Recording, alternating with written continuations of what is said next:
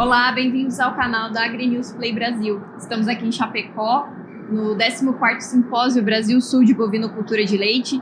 Eu vou conversar agora com a doutora Jill Anderson, que aborda o uso de eubióticos na pecuária leiteira, a performance e a saúde animal.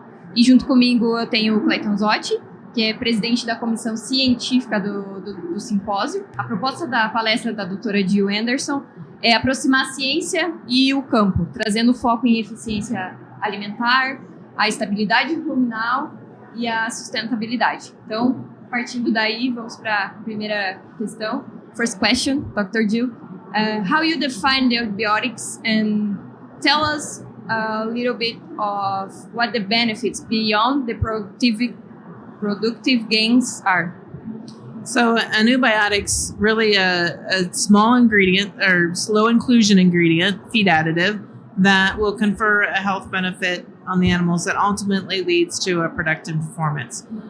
Categories of that are going to be prebiotics, postbiotics, symbiotics, probiotics, organic acids, and phytogenics are all different categories of different eubiotics that we see in the marketplace. Okay. And what's the difference between the composition or the use of these postbiotics for the ruminants and those who use it on the monogastric production? Because the system is different. Right. So, when we think about a ruminant, we really got to pay attention to the rumen function, from how healthy that rumen microbe is doing what we need it to do, because that's part of the engine of our lactating dairy cows. Monogastrics, it really becomes about digestion in the small intestine, the health of the small intestine to absorb those nutrients that are digested in that simple stomach. So those make big differences in how we might apply the eubiotics.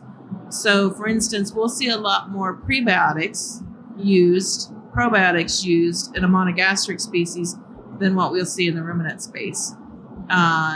Life stage for ruminants, we might see more prebiotics being used because they're still developing that rumen. So that's some of the differences. Now, we are learning more and more about how the postbiotics play in the monogastric space, but our wealth of data has been in the ruminant space. Okay. And how these additives works beyond the rumen? So what we're seeing is it's kind of two things are going on. One is the digestive health. So we're able to show that we've got improvements in the gut integrity, as well as the rumen function, so all that digestive health. The second part of that is with the immunity system. 70% of our immune system really is triggered through our mucosal lining of our gut. So that's how they get tied together, of how we're feeding something to have an impact on the immune system. What we're seeing is a strong response in our innate immunity, that first line of defense, that non-specific response that's triggering being able to respond to everything that's being thrown at them. Okay. Clayton, do you have questions? Yeah, sure. Dr. Jill, thank you for your time. We are glad to have you here at the conference, and we'd like to understand, is there any specific category, any group that a producer should start using the eubiotics? So most of my experience and background has been with the postbiotics. And some of the reasons I strongly believe in that is it gets rid of the handling challenges. It is a stable product and it can be pelleted, can be extruded. So we have less risk of actually getting it to the animal versus a probiotic is really supposed to be stored in refrigerated temperatures, isn't necessarily pelletable. Big challenge. So some of that delivery mechanism becomes a really important play as I think about it wearing my producer hat. Yeah, sure. And how about, is there enough data on the literature compare those postbiotics in the dairy calf and even a transition period, which is a big challenge, and also during the high yield lactation cows? We have. So I think how deep we know. Yeah. So I think the challenge becomes really. So we've built a pretty good wealth of data around the postbiotics. We have a little bit of data around the pre and pro in the young animal space, in the calf space. The challenge really becomes there is if you're in a very high performing, healthy environment, you're not always going to see a response versus a high challenge model you definitely see a response. Now we don't want to have those challenges, right? That's what we do a lot of our management with. So there it becomes a little bit more challenging, I think, to manage the ROI rate, the return on your investment. It's kind of like an insurance policy to avoid any of that risk. Versus in the adult cow, we definitely see stronger performance and be able to get the milk components that we want, the milk yields, the dry matter intake we want to support those transition cows through those. So it's an easier conversation around return on investments and adoption of the technologies. Yeah, interesting. And how about going thinking as a producer? I already have my TMR, which is comprised of forage and concentrates and feed additives. Once I decide to start using postbiotics, should I be aware about compatibilities across between other feed additives like buffers, salts, mold inhibitors, something like that? Sure. We have not seen any negative impacts as we think about those other categories of the mycotoxin binders, the ionophores. There's actually some nice balance with the ionophores and trying to maintain milk fat. Yeah. The other one is you mentioned the buffers. Yeah, we haven't seen anybody like remove those from the buffers, even though we see some additional rumen stabilization.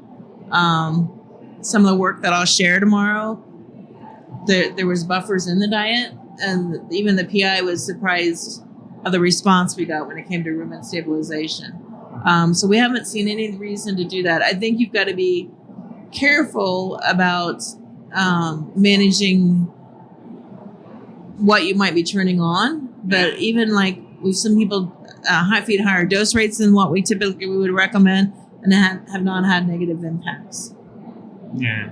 Okay. I think the one area that I'm still learning, it's a new terminology, symbiotics. So symbiotic is the combination of pre and pro. So you've got to figure out the doses of each one of those and how they will interact together. So that category, we haven't seen a lot in the feed additive space, but I think that is one of the big challenges as we look forward to this area of trying to find the nuances within a category. Yeah. Yeah. Okay. Yeah. Interesting. And now I just have one last question here is about the future. How about the how excited are you as a researchers at the company? Looking the near future in the dairy industry about the postbiotics, eubiotics, and these kind of feed additives. Sure, we're just starting to think about, can we formulate our diet somewhat differently? Mm-hmm. Meaning if we're going to get better fiber digestibility, can we use it to then change how we might think about our diets? How we might feed a starch, how we might feed a forage. We're just starting to see some of that happening in our formulation. We know we get additional microbial protein yield. So is that going to change how we feed proteins? So for me, some of those diet interactions or forage quality challenges may really opens the door to really position all of our feed additives. We finished up a project with phytogenics and could show that we changed some of our protein levels and get a nice response with the phytogenics. So one study, so we're not ready to sell the farm on that, but it is an interesting thing to think about the next steps as we get more precise in our formulations. And any results, just keep in mind, any results on the different NDF digestibility from the I will be sharing some of that tomorrow as well, of how we're seeing that improvement in NDF digestibility, both from a VFA production standpoint across a lot of different forage types, as well as within just looking at the NDFD in a model as well. So we do see improvements and enhancements. Still trying to understand some of the high sugar grasses, some of the high polyunsaturated grasses, and what those might mean as well in some markets, getting those questions. And so that's kind of where my mind is today as we think about the future and where we might need to go from a research standpoint. Okay, cool. So glad to have you here, and excited looking forward to see your presentation tomorrow. Well, I'm glad I got the invite, and I'm excited to talk to your teams here and the group here in Brazil. So Thanks a lot. thank you. Thank you, Dr. Jill. It was a pleasure to talk to you. Pessoal que está acompanhando a gente, se inscreva no canal para saber mais sobre o evento e ficar sempre atualizado sobre o setor.